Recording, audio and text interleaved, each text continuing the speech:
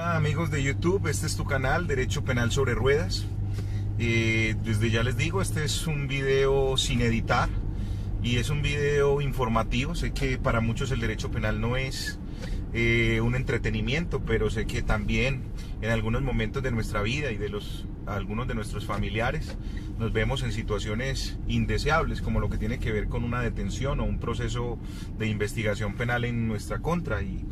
eventualmente por eso he tomado la decisión de hacer esta serie de videos a través de este canal que he creado específicamente para ilustrar a los familiares y a las personas que se encuentran vinculadas a un proceso penal o sometidas a un proceso penal,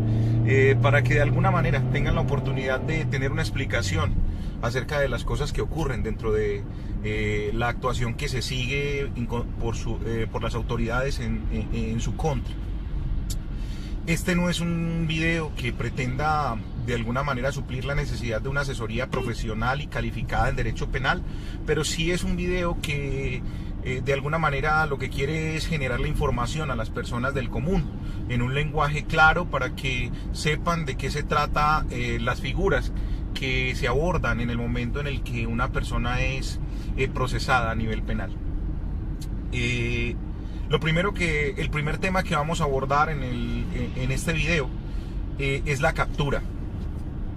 Y entrando en materia de una vez,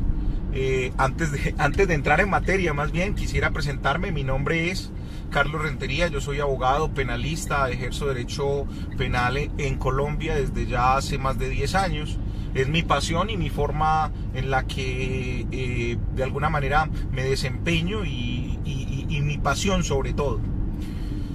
Luego de esto les tengo que decir que la captura, que es el primer tema que estamos abordando, es un tema que es bastante amplio, pero pretendo de alguna manera reducirlo a las preguntas que comúnmente se hacen las personas cuando ocurre una situación en la que o son privadas ellas de la libertad, son capturados por parte de las autoridades en Colombia, o algún familiar es privado de la libertad o capturado en Colombia. ¿Qué pasa? ¿A dónde lo llevan? ¿Cuánto tiempo tienen de alguna manera?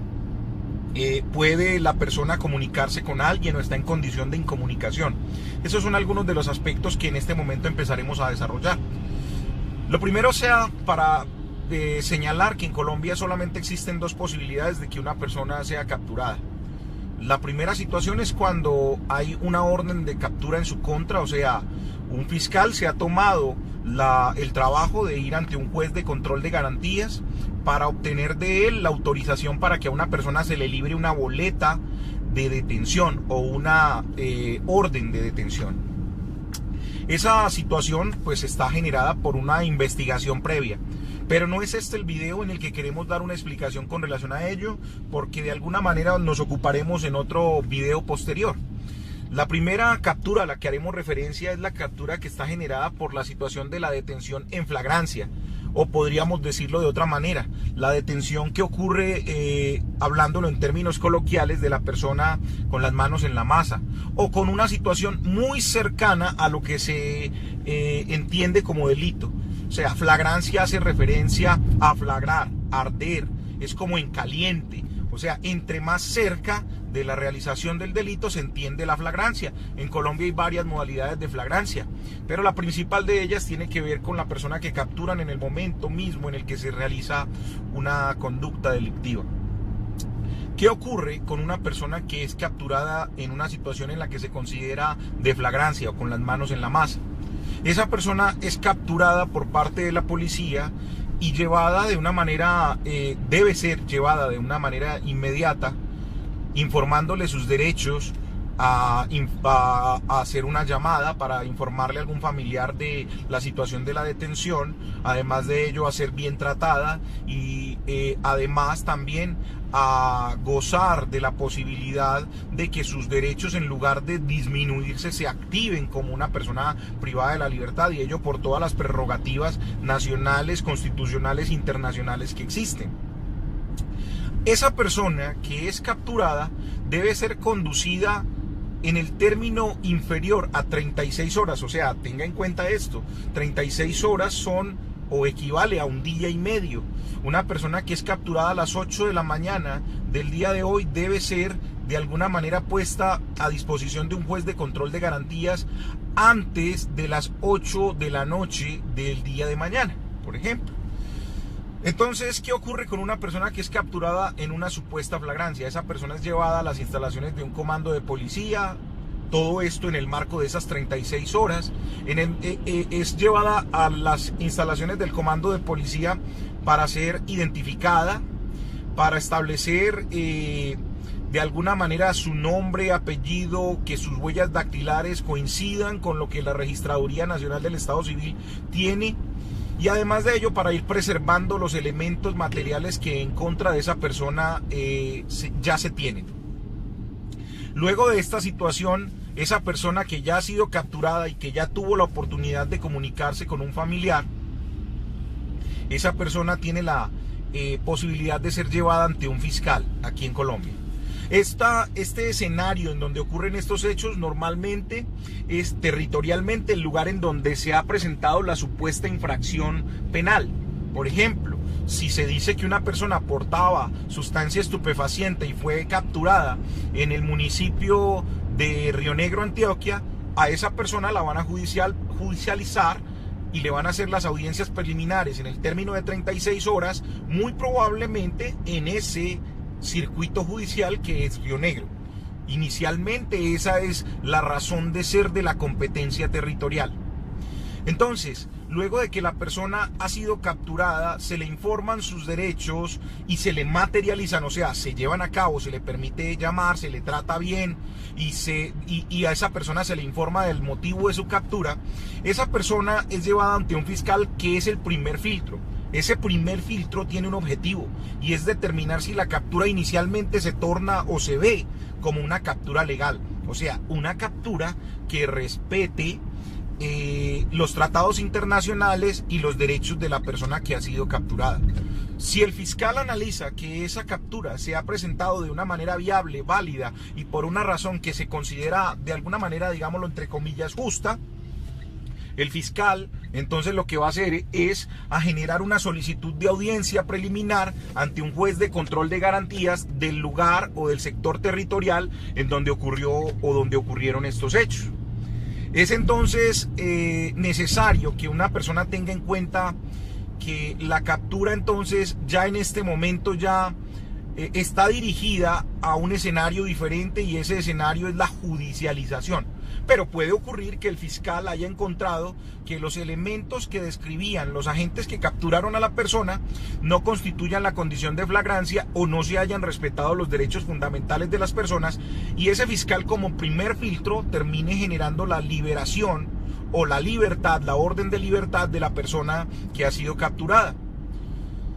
Ello no significa que si el fiscal no realiza ese filtro, el juez luego posteriormente no lo pueda hacer. Pero es importante que debe analizarse también en el momento en el que se llegue ante el fiscal o ante el juez. Las recomendaciones para la diligencia o la situación en la que una persona ha sido capturada en flagrancia, primero es que la persona, en caso de estar en desacuerdo con las afirmaciones que se manifiestan acerca de los motivos que dieron lugar a su captura, supuestamente con las manos en la masa, realmente estén conformes a la realidad de lo que la persona percibió. Porque desafortunadamente puede ocurrir que una persona sea falsamente incriminada, o más bien sea incriminada en una conducta, y eso implica que a la persona, pues, que si una persona es acusada o señalada de que le fue encontrado algo en su poder que se considera delito, pues si esa persona entiende que eso no es cierto, pues la persona no debería inicialmente estar de acuerdo con el hecho de que se respetaron sus derechos, por lo tanto no debería firmar un acta de derechos, pero tampoco debería firmar un acta de incautación, y además debería poner en conocimiento del fiscal cuando tenga la oportunidad de esa situación que se generó en su contra. Pero también es necesario que esa información se la haga conocer a su abogado, porque es el abogado el que va a tener las herramientas para decirle al juez de control de garantías que en ese caso han ocurrido anomalías que no respetan los derechos fundamentales y que por lo tanto la captura debe tornarse en ilegal. Es muy importante este tema porque se ha visto personas que dicen que por no generar problema firman las actas de captura o firman las actas de incautación, aun cuando son conscientes de que los hechos que se están diciendo que cometieron, no los cometieron, aun cuando hay una incriminación. Y esa situación es nociva porque uno de los elementos que se plantean como discusión en la audiencia, que ya posteriormente explicaré, es el hecho de que la persona siempre estuvo en desacuerdo con el respeto de sus derechos y aún con la incautación, justamente porque la consideraba ilegal, injusta o irreal. Ahora, cuando se presentan estas situaciones, como les decía, es muy importante que se le haga saber a las autoridades, al fiscal que ha manejado el caso y a el abogado. Nunca se debe tener miedo de que entonces los policías me van a hacer algo peor o los agentes que me capturaron van a terminar haciéndome algo mucho más malo. Y ello porque ya hay un control judicial efectivo que se está realizando por parte del fiscal y ya queda mucho más difícil que se tomen medidas o más bien que se ejerza violencia sobre esa persona por parte de esos funcionarios que ya saben que de alguna manera están bajo observación. Por último, es muy importante señalar que la trascendencia que tiene la legalización de captura o estos aspectos a mirar en una captura están relacionados con el hecho de que en la audiencia posterior que se realiza ya en vía de la judicialización, el juez de control de garantías puede tomar la decisión de ilegalizar el procedimiento, y ello con la consecuencia de que la persona debe recuperar su libertad de manera inmediata. Pero además de ello, de que en muchos casos la prueba que se obtuvo de esa captura o de ese procedimiento de captura puede tornarse en ilegal.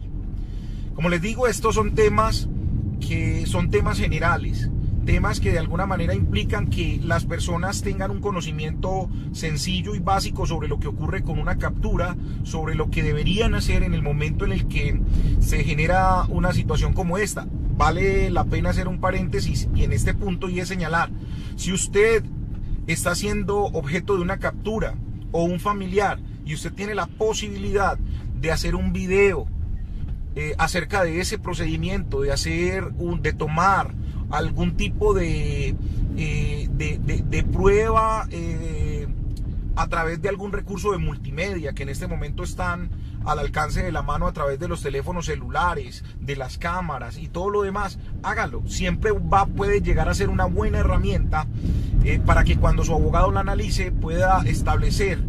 no solamente a través de su argumentación y sus dichos, sino a través de ese elemento concreto acerca de lo que usted está quejándose como irregular. Por último, tengo que decirles entonces que este es el primero de la serie de estos videos. Son videos sin editar. Me perdonan lo que quisieran es un poco más de calidad, pero es una página o un canal a nivel informal que lo que pretende de alguna manera es generar un conocimiento, y sé que puede que en un principio no sea atractivo, pero sé que este video puede ser de mucha utilidad en la situación en la que algún familiar o tú mismo esté siendo privado de tu libertad. Este es el primer video entonces de tu canal. Tu canal es Derecho Penal sobre Ruedas. Si te ha gustado, si te ha servido el video, por favor dale un like. Nuestra página es www.solidezjuridica.com.co, y si quieres hacer alguna consulta adicional, mi correo electrónico es crenteria@solidezjuridica.com.co. Si te ha servido, si te ha gustado este video, por favor dale un like, coméntalo, compártelo con tus amigos. Y espero que nunca te veas en una situación como la que he descrito, pero sé que en el momento en el que pueda ocurrir, este video será de gran información para ti. Nos estamos viendo en el próximo video y que estén muy bien.